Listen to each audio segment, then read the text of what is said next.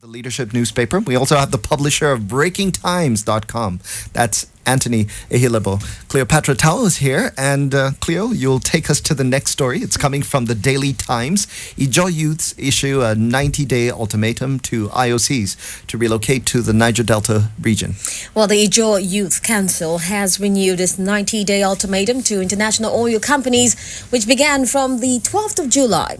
To relocate to the Niger Delta region or face the wrath of the Ijaw youth. The group, expressing disappointment with the federal government, rejected the proposal by the federal government to host just 2 modular refineries each in the 9 states of the Niger Delta. And they also said that having just 2 modular refineries in the Niger Delta state would defeat the purpose of curbing oil theft, and that's the clause the host by acting president they say is too ambiguous.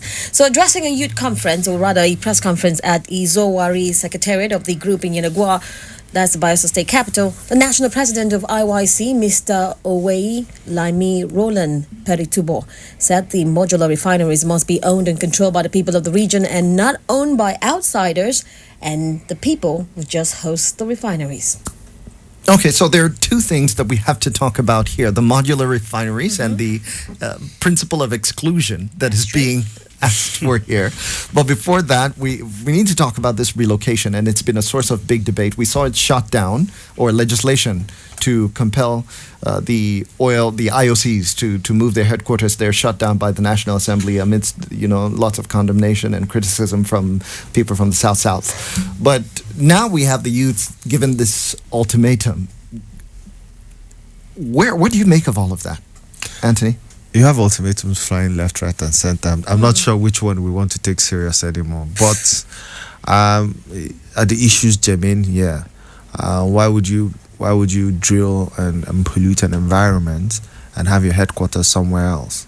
I mean, yes, for ease of operations, coming in and going out for your expatriates, it might make sense. But if you're at the locus in quo, the location of whatever you're doing, it's easier for you to bring development to the region, because you would have to make sure the road to your office, your head office, is fit and proper. And but looking at the security implications of it means you have to situate a lot more expatriates within the locality.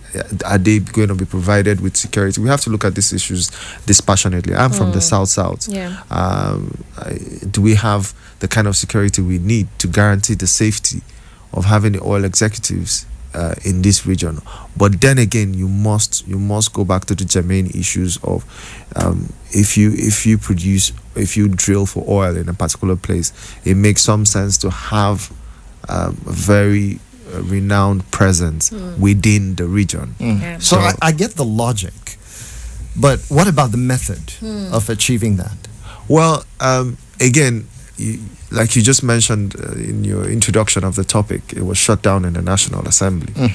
It may not pass there because it is assumed that the oil executives are oiling some wheels within this institution of the National Assembly. It's possible. I mean, we have had revelations of them that come out 5-10 years later when they're being probed, not in Nigeria, but in their own countries, that they did pay bribes to government executives. So one is not going to completely absolve both parties, the oil majors and the National Assembly, that there's nothing going on, because I know that's one of the thorny issues with passing the PIB and why it had to be broken down, and the thorny parts just left to one side, the ones they could pass without any issues. That's why it's broken down into 3 parts. Yes, could pass. But then again, we must find a middle ground. The agitations are, I would say, situated within the right context.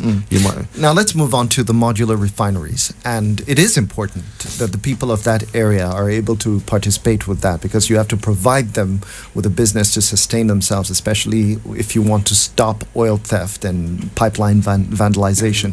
But can you actually come up with a policy that excludes others from participating in this business space? Yeah, let me start by the threat issued by the Ijaw Youth. In Nigeria today, we have to be taking threats very seriously, especially when it affects our national economy or in every aspect of our life. for them issuing that threat, you know that their underground work they might be doing. But of recent, the acting president actually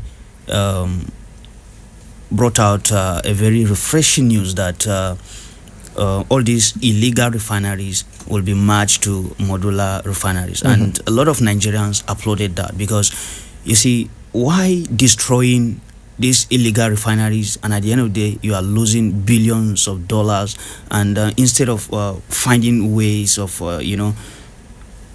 making them legal and making the people in that community to gain jobs and all that. You see, I expected that the federal government should also improve on their promises. Since they promised that these illegal refineries would be made legal, then they should liaise with the Niger Delta communities and see how they can actually help out, because these people are actually seeing it in such a way that, oh, we have oil here and we don't have the maximum benefit being taken away. It's either being destroyed, and all that. So the government and the communities in the Niger Delta need to come to a truce. And I want to advise that the youth should not always issue trades, bomb pipelines, there's a feeling of frustration there, because they feel that when they speak in a reasonable manner, they're not being listened to. Actually, it has been going that way for quite some time, but at least we are in a situation whereby the economy is not actually friendly, so they have to look at possible ways of coming to a truce with the federal government, so that their demands will be met, because the federal government did not actually reject their proposal of this modular refineries. The federal government actually said that, okay, we are going to make these illegal refineries legal, but the bone of contention here is that the numbers. Godswill from Maitama. Good morning, Godswill. Hello, good morning, sir. Welcome. Yeah, I want to talk about the Ijaw Youths about the federal government. For me, I think that it's a very welcome development, because if you see, you cannot pollute a place and you carry the headquarters to another place and another place join the headquarters there. It's not supposed to be so.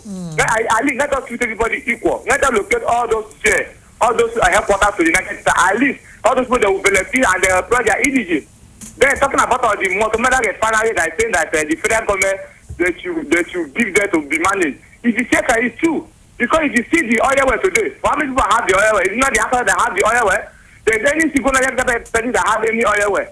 So now, thank God that now they are open now. If they want to open any refinery there, let them be managed by Niger Delta people. And I believe that they will manage it well.